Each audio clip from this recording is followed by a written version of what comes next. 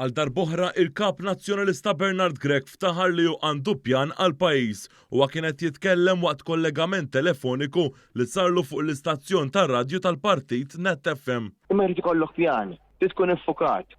U reġa' semma li għandu pjan u dan minkejja li anke il-medja lokali għal bosta drabi irmarkat li l-pjani ta' Bernard Grech jew ikunu mimlijin żbalji jew laqqas ikunu riċerkati. Is-sena li għaddiet fl-aħħar appuntament elettorali li l-poplu issejjaħ biex jivvota kien ġie innutat kif il-programm elettorali ta' Grech kien mimli żbalji u ma jippreżenta l-ebda tip ta' costings. Id-dilettantiżmu nazzjonalista ġie nnutat ukoll fid-dokument li ġie ppreżentat mi Grech qabel l-aħħar budget.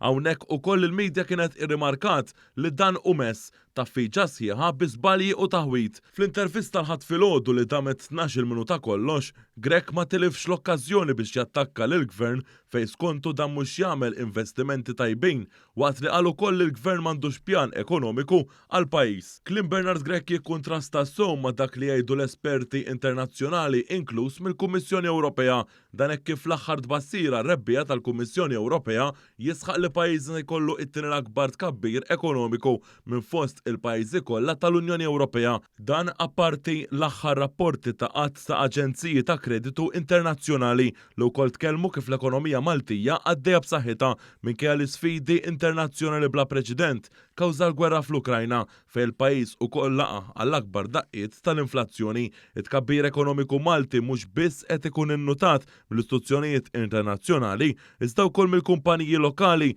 qed ikomplu jinvestu b'saħħa.